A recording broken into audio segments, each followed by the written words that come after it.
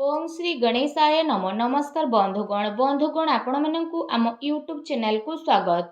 बंधुगण आजिर ए भिडियो रे आमे आपण मानकु कहबा पई जाउछु आगामी 3 दिनर स्थिति आपणकर किपरि रहिबो, केउ प्रकार ए आगामी 3 दिन को आपण प्लानिंग करिवे, ता सहित जदि आमे आपण मानकु कहबु केउ सब क्षेत्र रे आपणकु फायदा हेबो, केउ सब जिनिस रे आपणकु विशेष रूप रे सावधानता अवलंबन करबाकू पड़िबो, आपणकर लव लाइफ किपरि रहिबो, क्यारियर किपरि रहिबो, बिजनेस आउ व्यापार किपरि रहिबो एवं ता सहित स्वास्थ्यर मध्य महत्वपूर्ण इनफॉरमेशन आमे आपण मानकु देबु।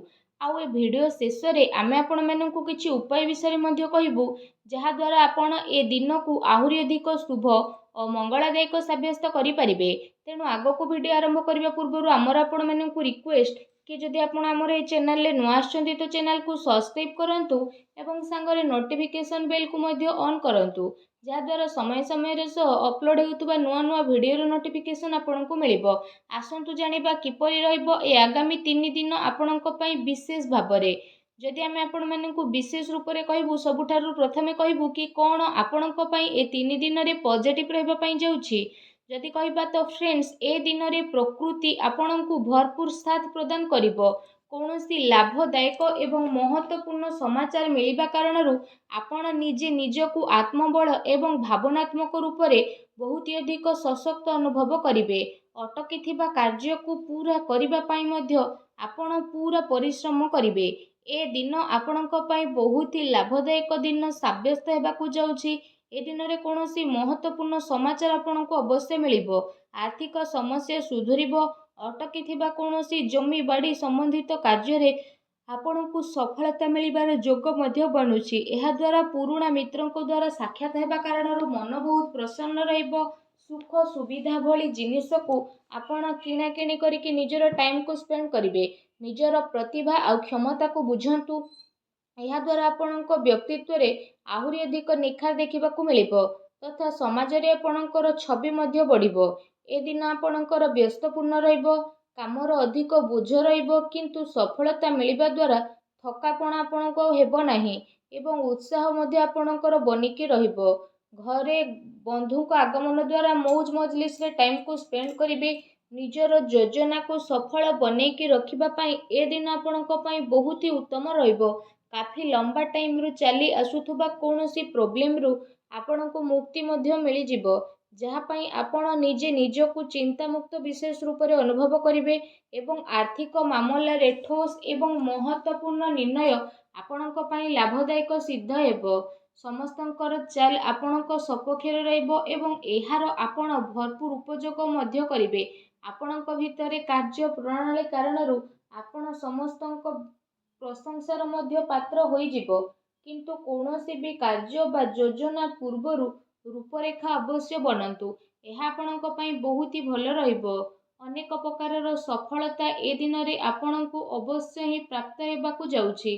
ता सहित आसंतु जानिबा आपणक पई कोन ए दिन रे नेगेटिव रहिबो। निजर क्रोध एवं तरतर भली जेपरि स्वभाव रे आपण नियंत्रण रखंतु। कौनसी संबंधित बा पड़ोसी सहित वाद विवाद भली स्थिति आपणकर उत्पन्न हेबो। उचित हेबो कि निजर कार्य उपरे आपण ध्यान दियंतु। अन्यर अजथा कथा को नजर अंदाज करंतु।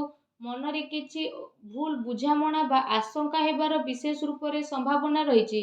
निजर स्वभाव रे नियंत्रण रखंतु, कारण केबे केबे आपणकर क्रोधपूर्ण बाणी अन्य को आहत मध्य करि पारे। एहा सह संबंध रे मध्य आपणकर कटुता आसे। आय संसाधन रे आपणकर कमी आसीबो, किंतु खर्च मध्य आपणकर बढ़िबो। सेथिपाई निज बजेट अनुसार खर्च करंतु। किछि अस्वस्थता मध्य आपण अनुभव करिवे, किंतु आपणकर कॉन्फिडेंस आपणकु एक्टिव बनेकी रखिबो। एहा सहित जदि कहिबा अन्य कारणरू कौनसी प्रकारर धन हानि मध्य आपणकर होई पारे। भाई भौणी सहित निजर संबंध को खराब ना हेबाकू दियंतु नाही। एहा द्वारा अकारण रे ही आपणकर चिंता उत्पन्न हेबो।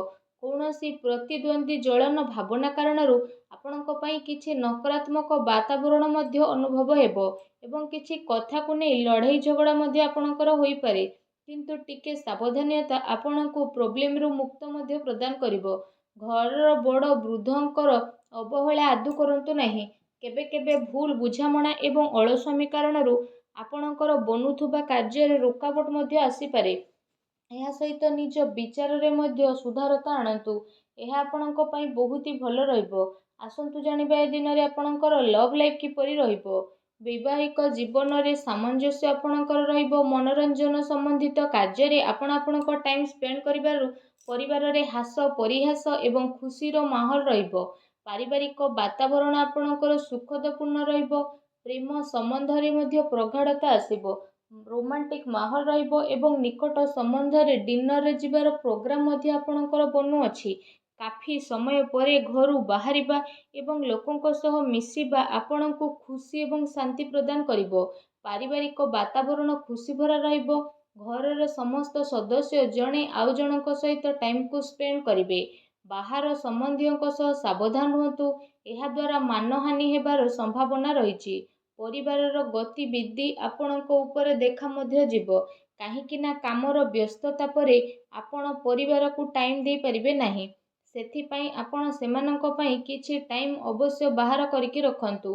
ବୈବାହିକ ସମ୍ବନ୍ଧରେ କିଛି ସମୟରୁ ଚାଲି ଆସୁଥିବା ଟେନସନକୁ ଆପଣ ସୁଲଝେଇବାରେ ସଫଳ ପ୍ରଦାନ ହେବେ ଏବଂ ଘରର ବାତାବରଣ ପୁନଃ ସୁଖଦ ଏବଂ ମଧୁରପୂର୍ଣ୍ଣ ରହିବ। ଆସନ୍ତୁ ଜାଣିବା ଏ ଦିନରେ ଆପଣଙ୍କ ବ୍ୟବସାୟିକ କ୍ୟାରିୟର କିପରି ରହିବ। ଏ ଦିନରେ ବ୍ୟବସାୟରେ ପ୍ରଡକ୍ସନ ସମ୍ବନ୍ଧିତ କାର୍ଯ୍ୟରେ କମି ଆସିବା କାରଣରୁ ଚିନ୍ତା ରହିବ, କିନ୍ତୁ ଆପଣଙ୍କର ପେମେଣ୍ଟ ଆସିବା ଦ୍ୱାରା ଆର୍ଥିକ ସ୍ଥିତି ଆପଣଙ୍କର ମଜବୁତ ରହିବ। ସେଥିପାଇଁ ବେଶୀ ଟେନସନ ନେବାର ଆବଶ୍ୟକତା ନାହିଁ। ଉଚ୍ଚ ଅଧିକାରୀଙ୍କ ସହଯୋଗ ଆପଣଙ୍କୁ ଆପଣଙ୍କ କାର୍ଯ୍ୟରେ ସଫଳତା ପ୍ରଦାନ କରିବ। ତା ସହିତ କୌଣସି ବଡ଼ ଧରଣର ଅର୍ଡର ମିଳିବାର ମଧ୍ୟ ଯୋଗ ବନୁଛି। ସରକାରୀ ସେବାୟତ ବ୍ୟକ୍ତିଙ୍କ ଉପରେ କାର୍ଯ୍ୟର ଅଧିକ ବୋଝ ମଧ୍ୟ ଆପଣଙ୍କ ଉପରେ ରହିବ। କାର୍ଯ୍ୟ କ୍ଷେତ୍ରରେ କୌଣସି ନିର୍ଣ୍ଣୟ ଏକା ନିଅନ୍ତୁ ନାହିଁ। ଟିମ୍ ୱାର୍କ ବନେଇକି ଆପଣ ସବୁବେଳେ କାମ କରନ୍ତୁ। ଏହାଦ୍ୱାରା ବ୍ୟବସ୍ଥା ଉତ୍ତମ ବନିକି ରହିବ। ଆର୍ଥିକ ମାମଲାରେ କାହା ଉପରେ ଅଧିକ ଭରସା କରନ୍ତୁ ନାହିଁ, ନା କୌଣସି ପ୍ରକାରର ସମଝୋତା କରିବେ।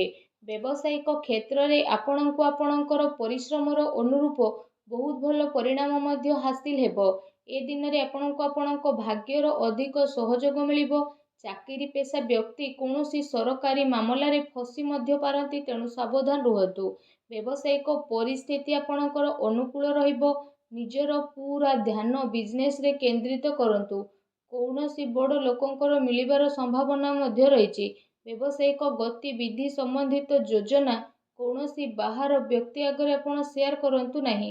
କେହି ଏହାର ଅନୁଚିତ ଉପଯୋଗ ମଧ୍ୟ କରିପାରେ ଏବଂ ଅର୍ଡର ସମ୍ବନ୍ଧିତ ସବୁ କାର୍ଯ୍ୟରେ ପକ୍କା ବିଲ୍ର ଆପଣ ଉପଯୋଗ କରନ୍ତୁ। ଚାକିରି କରୁଥିବା ଜାତକଙ୍କ ପାଇଁ ଏ ଦିନ ବହୁତ ହି ଲାଭଦାୟକ ଦିନ ରହିବାକୁ ଯାଉଛି। ଏହା ସହ ଚାକିରି ସମ୍ବନ୍ଧିତ ଏ ଦିନରେ ଆପଣଙ୍କୁ ବହୁତ ହି ଭଲ ଖୁସି ଖବର ଅବଶ୍ୟ ହିଁ ପ୍ରାପ୍ତି ହେବ, ଯାହାଦ୍ୱାରା ଆପଣଙ୍କୁ କାଫି ଖୁସିର ଅନୁଭବ ହେବ। ଆସନ୍ତୁ ଜାଣିବା ଏ ଦିନରେ ଆପଣଙ୍କ ସ୍ୱାସ୍ଥ୍ୟ କିପରି ରହିବ। ଗ୍ୟାସ୍ ଏବଂ ଏସିଡିଟି ଦ୍ୱାରା ଆପଣ ପ୍ରୋବ୍ଲେମ ରହିବେ। ଖାଦ୍ୟପେୟରେ ସଂଯମତା ରଖନ୍ତୁ। ବ୍ୟବସ୍ଥିତ ଦିନଚର୍ଯ୍ୟା ରଖିବା ପାଇଁ ଆପଣଙ୍କୁ ଆବଶ୍ୟକ ରହିଛି। ସ୍ୱାସ୍ଥ୍ୟ ମୌସୁମୀ ପରିବର୍ତ୍ତନ କାରଣରୁ ଥକାପଣ ଆପଣଙ୍କୁ ଅନୁଭବ ହେବ ଏବଂ କମଜୋରି ଅନୁଭବ ହେବ। ନିଜର ଇମ୍ୟୁନିଟି ସିଷ୍ଟମକୁ ଷ୍ଟ୍ରଙ୍ଗ କରନ୍ତୁ। ତା ସହିତ ନିଜ ସ୍ୱାସ୍ଥ୍ୟକୁ ଆହୁରି ଅଧିକ ଭଲ ରଖିବା ପାଇଁ ଆପଣ ପ୍ରତ୍ୟେକ ଦିନ ଯୋଗ କରନ୍ତୁ, ବ୍ୟାୟାମ କରନ୍ତୁ ଏବଂ ସୁସ୍ଥ ରୁହନ୍ତୁ। ଆସନ୍ତୁ ଜାଣିବା ଆଜି ଆପଣଙ୍କ ପାଇଁ କ'ଣ ବିଶେଷ ଉପାୟ ରହିଛି। ଏ ଦିନରେ ଆପଣ ବିଶେଷ ରୂପରେ ସ୍ନାନ ଆଦି କରିସାରିବା ପରେ ନିଜର ଶ୍ରଦ୍ଧା ଅନୁସାରେ, ନିଜ ସାମର୍ଥ୍ୟ ଅନୁସାରେ ସବୁଜ ମୁଗର ଦାନ ଭଗବାନ ଶ୍ରୀ ଗଣେଶଙ୍କୁ ସ୍ମରଣ କରିକି କରନ୍ତୁ।